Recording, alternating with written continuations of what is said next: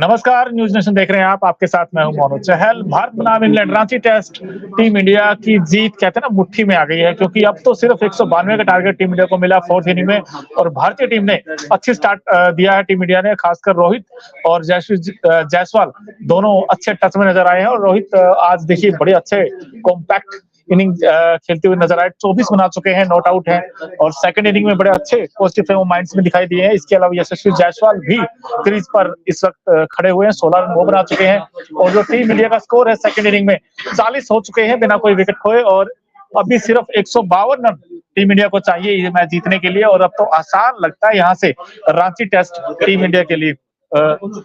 यहाँ से कहीं ना कहीं हमारे कई सारी उम्मीदें होंगी भारतीय टीम के ऊपर। और ना सिर्फ बल्कि बॉलिंग अच्छी की, बल्कि बैटिंग में भी 40 बना चुका है बिना कोई विकेट खोए। अखिल जी हमारे साथ आ गए हैं। अखिल जी, एक अच्छी जीत टीम इंडिया के लिए आ रही है। और ना सिर्फ अच्छी बल्कि सीरीज जीत सकता है क्या रांची में? बिल्कुल मोनू, सीरीज जीत सकता है। और कल तक की बात है, 24 घंटे भी नहीं हुए, हम सब बात कर रहे थे कि शायद इंडिया रांची टेस्ट हार जाएगा, शायद इंडिया की मुट्ठी से रांची टेस्ट फिसल जाएगा। लेकिन देखिए क्या कमाल का कमबैक किया। और इसका पूरा क्रेडिट मैं कहूंगा ध्रुव जुरैल को जाता है, कुलदीप यादव को जाता है, पहले हालांकि अश्विन को भी जाता है। लेकिन जिस तरीके की इन्होंने बल्लेबाजी की शुरुआती दिन में, आज जिस तरीके से पारी को बनाया और इंडिया के स्कोर 300 पार लेकर गए, उसके बाद जो अश्विन ने कमाल किया, कुलदीप यादव ने कमाल किया, मजा आ गया। बिल्कुल। और इस वक्त जो दोनों बैट्समैन हैं, जो नॉट आउट बैट्समैन है इंडिया के, रोहित 24 बना चुके हैं। और इस साथ ही साथ यशस्वी जायसवाल 16 रन बना चुके हैं। और 192 का टारगेट था, फिलहाल 40 इंडिया बना चुका है। 152 चाहिए टीम इंडिया को रांची टेस्ट जीतने के लिए। और इसके साथ सीरीज इंडिया जीत जाएगा। आपने बॉलिंग की बात की थी, कुलदीप यादव ने देखिए यहाँ पर चार विकेट झटके, 15 ओवर की गेंदबाजी की, इन्होंने चौका लगाया तो अश्विन ने पंजा खोला है। अश्विन की बॉलिंग फिगर कैसे देखते हैं अखिल जी आप? अश्विन 16 ओवर मोनू, पूरी सीरीज में चौथा टेस्ट में चल रहा है। और हैदराबाद निकल गया, वाइजैक निकल गया, राजकोट निकल गया, रांची की पहली पारी भी निकल गई। और अश्विन को लेके बड़ी बातें हो रही थी कि यार अश्विन, घरेलू सरजमी पर अश्विन का वो टैलेंट देखने को नहीं मिल रहा है, वो जोहर देखने को नहीं मिल रहा है जो अश्विन हमेशा करते हैं, लगातार विकेट चटकाते हैं। लेकिन अश्विन अभी तक फ्लॉप रहे, उनको लेकर काफी बातें हुई। पारस मामरे ने कहा कि ठीक है अश्विन फॉर्म में आएंगे, और जब फॉर्म में आएंगे तब पूरी दुनिया उनकी तारीफ करेगी। आज वही देखने को मिला, अश्विन ने पंजा खोला है, दिखाया है कि आप इंडिया में खेल रहे हैं तो आप अश्विन के सामने टिक ही नहीं सकते। बिल्कुल टिक नहीं सकते। और ये जीत वाकई बड़ा दिलचस्प होगा अगर इंडिया यहाँ से जीतता है तो, क्योंकि वैसे तो बड़ी आसान सी जीत लग रही है। लेकिन इंग्लैंड के बल्लेबाजों के साथ हुआ क्या ये, क्योंकि इंग्लैंड की बल्लेबाजी तो एक के बाद एक जल्दी जल्दी आउट होते चले गए। अगर इंग्लैंड की बैटिंग की बात करें तो बैट डेकेट सबसे पहले आउट हुए थे, 15 बनाए उन्होंने। उसके बाद जैक क्रोली ने एक अच्छी पारी, सबसे हाईएस्ट स्कोर यही थे सेकंड इनिंग में, 60 बनाए। 91 बॉल में 60 रन, पिछली पारी में भी 42 में 42 किया था। शायद ऐसा लगता है कि इंग्लैंड की ये सोच के आते हैं कि एक पारी में जैक क्रोली चलेंगे, एक में बेंडकेट चलेंगे। हालांकि इन दोनों का परफॉर्मेंस मिला जुला रहा है, लेकिन इंग्लैंड के लिए एक मुझे चीज बड़ी अच्छी लगी कि ओपनिंग हर पारी में इनको मिली है, हर पारी में उनको एक अच्छी साझेदारी मिली है। हालांकि उसको बड़े स्कोर में कन्वर्ट नहीं कर पाए, लेकिन इनको क्या हुआ है, पहली पारी 2 गेंद खेली, 0 पर आउट। इस बार तो गोल्डन डक पे आउट हो गए। बस ऐसा लग रहा है कि हैदराबाद की सेकंड पारी में जो 195 बनाए थे वो पूरी इनिंग का सम अप हो चुका था कि अब पूरी सीरीज में नहीं चलूंगा। बिल्कुल। चाहे जो रूट हो, आई थिंक ये सबसे बड़ा विकेट था, क्योंकि सिर्फ 11 ही बनाए और उसके बाद आउट हो गए। बेन स्टोक्स का भी बल्ला नहीं चला इस मैच, पूरे मैच में फर्स्ट इनिंग में जल्दी आउट हो गए थे, सेकंड में जल्दी आउट हो गए। लेकिन भारतीय टीम के जो गेंदबाज हैं, खासकर दोनों स्पिनर, चाहे अश्विन हो या फिर कुलदीप यादव हो, दोनों ने स्पिन के जाल में पूरी तरीके से इंग्लिश बल्लेबाज फंसते चले गए। अच्छा, जो रूट के विकेट को लेके काफी विवाद हो रहा है, मैं चाहता हूँ आप जो रूट का ग्राफिक्स एक बार दिखा दें, क्योंकि बिल्कुल पहली पारी के 100 शतक वीर थे, 122 नाबाद थे, 34 गेंदे 11 रन, कोई छक्का नहीं, कोई चौका नहीं, 32.35 का स्ट्राइक रेट रहा। लेकिन माइकल वॉन ने इनको लेके ट्वीट किया है कि जो आउट हुए हैं तो मैं उसके खिलाफ हूं, मुझे लग रहा है कि टेक्नोलॉजी काफी गलत रही। उन्होंने कहा कि ये टेक्नोलॉजी चौंकाने वाली है, आधी से ज्यादा गेंद लेग स्टंप के बाहर थी, फिर भी उसको ट्रैकर में लाल दिखाया गया।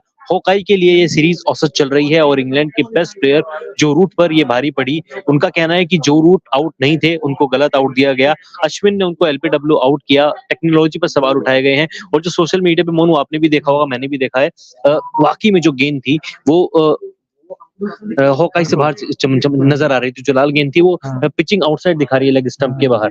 ये वाकई में सवाल उठते हैं इस विकेट पे। बिल्कुल सवाल उठते हैं, लेकिन वहां पर चारों खाने चित हो गए थे वैसे भी जो रूट।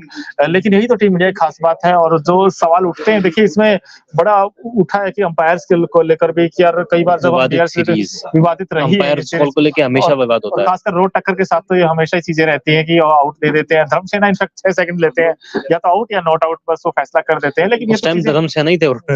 बिल्कुल ये चीजें चलती रहेंगी, लेकिन इस वक्त जो अच्छी खबर है टीम इंडिया के लिए वो ये है 152 रन टीम इंडिया को और चाहिए, लेकिन अभी जो 40 बना चुका है टीम इंडिया, बिल्कुल मतलब कहीं बीट भी नहीं हुए दोनों बैट्समैन। एक बार अपील जरूर हुई थी लेकिन वो नॉट आउट हो गए थे। आपको क्या लगता है, क्या रांची में ये टीम इंडिया सीरीज जीतने जा रही है इस वक्त, क्योंकि 2-1 से आगे है? आपसे भी सवाल है और अखिल जी से भी सवाल। नहीं, अखिल क्या बताइए। क्या तो अपडाई दीजिए इसमें से, क्योंकि सीरीज तो अब जीती गए हैं। 192 का टारगेट है और इंडिया 40 ऑलरेडी बना चुका है। 152 रन इंडिया जीत से दूर है और बड़ा अच्छा लग रहा है रोहित शर्मा का अप्रोच देख के। आप देख लीजिए जिस तरीके से अभी तक शुरुआत रोहित शर्मा ने की है, 27 गेंदे 24 रन, 4 चौके लगा चुके हैं और इंग्लैंड के खिलाफ अपने 1000 रन पूरे किए हैं। ओवरऑल टेस्ट क्रिकेट में अपने 4000 रन भी पूरे कर लिए हैं।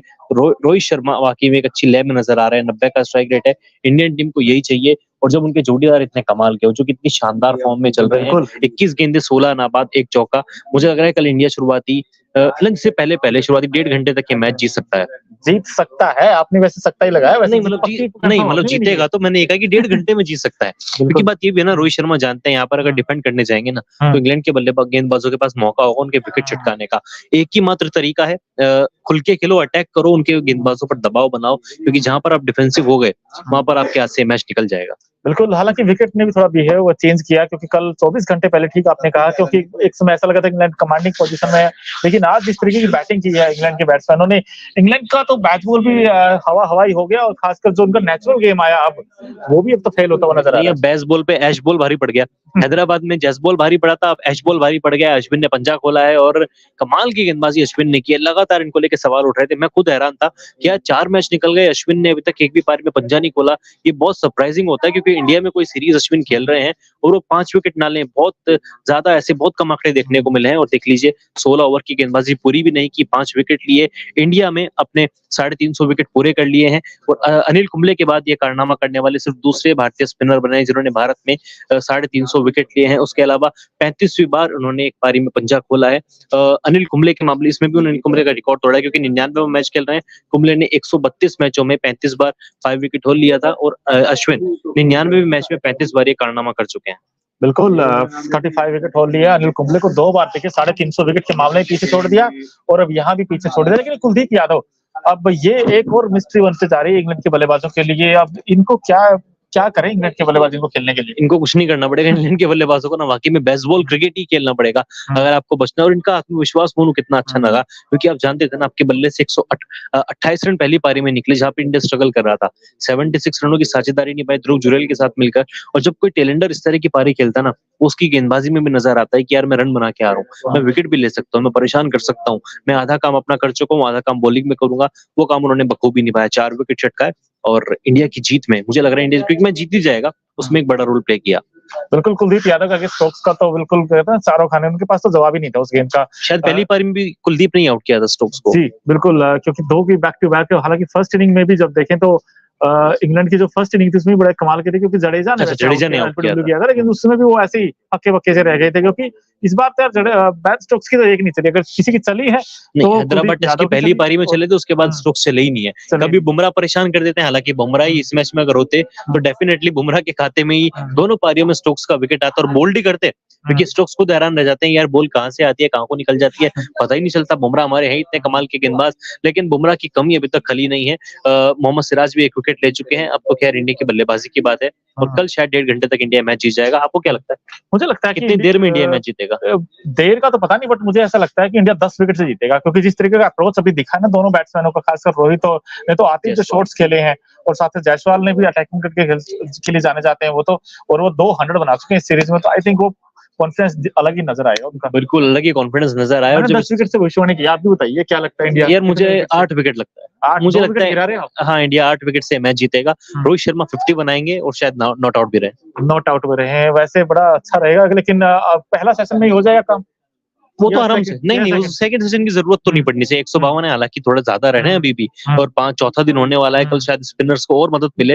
लेकिन फिर भी इंडिया, जैसे मैंने कहा ना, आप डिफेंसिव शॉट खेलने जाओगे आप फंस जाओगे। आपको अटैकिंग करना है, अटैकिंग क्रिकेट खेलना है, आप डेफिनेटली ये मैच जीत रहे हैं। बिल्कुल, ये डेफिनेटली मैच जीत रहे हैं। और आपको बता दें कि यार ये मैच वाकई बड़ा दिलचस्प होगा, क्योंकि इस मैच को लेकर हर किसी को ये उम्मीदें थी कि भारतीय टीम हो सकता है रांची में 5वें दिन तक ही मैच चला जाएगी, लेकिन सीरीज का इतिहास रहा चौथे दिन ही फैसला हो जाता है।